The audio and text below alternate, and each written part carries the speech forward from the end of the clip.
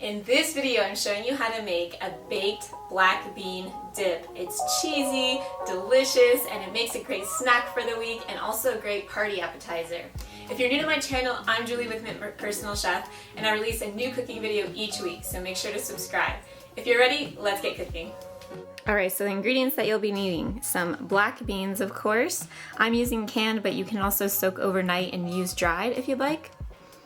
You'll need some garlic, onion, a little jalapeno if you want some spice, fresh lime, scallions, and then also some sour cream and shredded cheese. I'm just using a Mexican blend.